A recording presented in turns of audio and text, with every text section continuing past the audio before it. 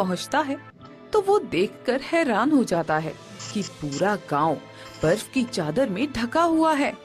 अरे ये क्या, सुबह जब मैं गांव से बाहर निकला था तब तो सब कुछ ठीक था, और अब अचानक पूरे गांव पर ये बर्फ की चादर कैसे जम गई? ये आखिर हो क्या रहा है? उसी वक्त सेठ ठंड के मारे कांपता हुआ अपने घर के बाहर अचानक गिर पड़ता है। सेठ जी ये क्या हो गया आपको? अरे उठिए, आपको इतनी ठंड में घर से बाहर नहीं निकलना चाहिए था। फिर किशोर किसी तरह से सेठ को उठाकर उसके घर के अंदर ले जाता है। सेठ जी, आपके घर में भी तो इतनी ज्यादा ठंड है, ऐसा लग रहा है जैसे पूरा बर्फ का पहाड़ आपके ही घर के अंदर आ गया हो। यही तो मुझे समझ में नहीं आ रहा है कि हमारे घर में इतनी ज्यादा ठंड क्यों पड़ रही है। हम लोगों से आखिर कौन सी गलती हो गई है? लेकिन सेठ जी, मुकेश की झोपड़ी में तो बिल्कुल भी ठंड नहीं है। वहाँ तो हमेशा गर्माहट बनी रहती है, क्योंकि साधु महाराज ने उसे एक जादुई चादर दी है, जिसकी वजह से उसकी झोपड़ी में ठंड का असर बिल्कुल नहीं होता है। ऐसा क्या? तो लगता है कि साधु महाराज ने ही हमारे गांव को श्राप दिया है, जिसकी वजह से पूरे गांव में इतनी ठंड पड़ रही है। अब हमें कुछ न कुछ तो करना ही पड़ेगा। तुम जाकर उसके भाई पंकज से ये बात बताओ, वो जाकर माफी मांगेगा, तभी शायद साधु महाराज हमारे गांव से ये ठंड का श्राप हटा ले। ठीक है सेठ जी, आप चिंता मत कीजिए, मैं अभी जाकर पंकज को ये बात बताता हूँ, क्योंकि ये सब उसी की गलती की वजह से हो रहा है।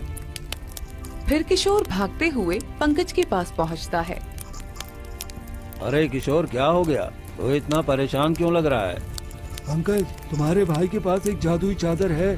उसी चादर की वजह से उसके घर में बिल्कुल भी ठंड नहीं लगती, और उसकी झोपड़ी में हमेशा गर्माहट बनी रहती है, जबकि पूरे गांव में देखो ठंड का भयानक प्रकोप फैला हुआ है। ये साधु महाराज का श्राप है, इसलिए तुम जाकर अपने भाई से माफी मांग लो, तभी शायद हमारे गांव से ये ठंड का प्रकोप खत्म होगा।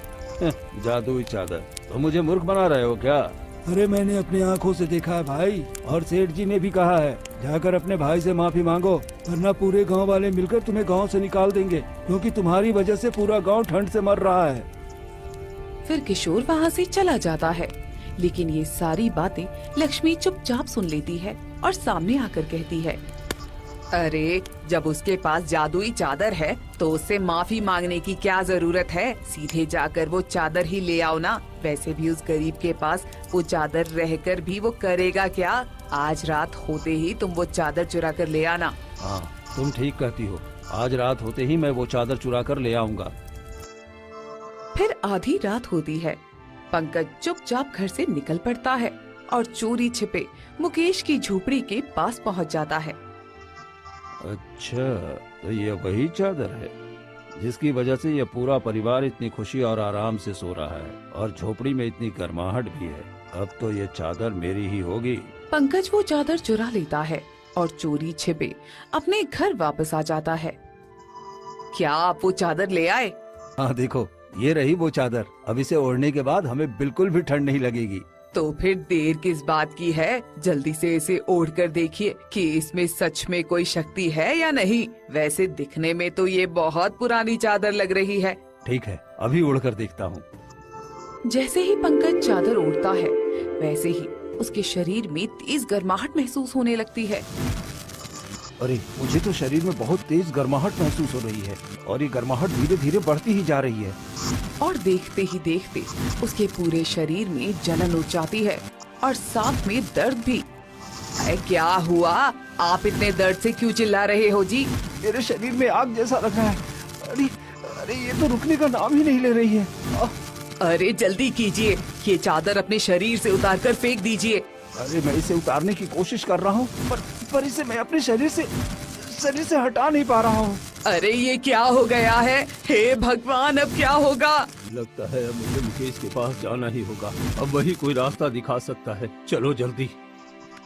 फिर दोनों भागकर मुकेश की झोपड़ी के पास आ जाते हैं। भैया भाभी, आप यहाँ? और ये क्या? ये चादर तो मेरी है, और आप इतने दर्द से क्यों छटपटा रहे हैं? अरे मेरे पूरे शरीर के अंदर आग लग रही है। अरे मेरा पूरा बदन दर्द कर रहा है। तुम ये चादर हटा दो। मैंने चोरी चुपके तुम्हारे घर से ये चादर ले ली थी, अब मुझे ये चादर नहीं चाहिए। भैया, आपने जो पाप कर्म किए हैं, ये उसी का नतीजा है। साधु महाराज ने चादर देते वक्त ही कहा था कि सिर्फ नेक दिल वाला ही इस चादर को धारण कर सकता है, तभी इसका जादू काम करेगा। और जब भी कोई लालच में इसका इस्तेमाल करेगा तो उसका बुरा प्रभाव जरूर होगा। हाँ, मुझसे बहुत बड़ी गलती हो गई, मुझे माफ कर दो। मुझे तुम्हारे साथ ऐसा नहीं करना चाहिए था। मैं तुम्हें सारी जमीन और जितना भी घर में हिस्सा है सब कुछ देने के लिए तैयार हूँ, बस मेरी जान बचा लो। ये चादर मेरे ऊपर से हटा दो। हे साधु महाराज, मेरे भाई को माफ कर दीजिए, इनसे बहुत बड़ी गलती हो गई है। कृपया इस चादर को इनके शरीर से हटा दीजिए और इन्हें क्षमा कर दीजिए। फिर मुकेश वो चादर जैसे ही छूता है तभी पंकज के शरीर से वो चादर हट जाता है। अरे अब तो मेरी जान में जान आई, वरना मुझे तो लगा था कि मैं मर ही जाऊंगा। ये चादर तुम्हारी है, मैंने तुम्हारे साथ बहुत गलत किया। अब तो मेरे साथ घर वापस चलो। पर भाई साहब, अभी आप हमें ले जाएंगे और फिर बाद में घर से निकाल देंगे। नहीं नहीं, अब हम लोग ऐसा कभी नहीं करेंगे। हमें अपनी गलती का एहसास हो गया है और पाप के कर्मों की सजा कितनी भयानक होती है ये हमने अपनी आंखों से देख भी लिया है। ठीक है भैया, हम सब एक ही परिवार हैं और आज से फिर एक परिवार की तरह ही रहेंगे।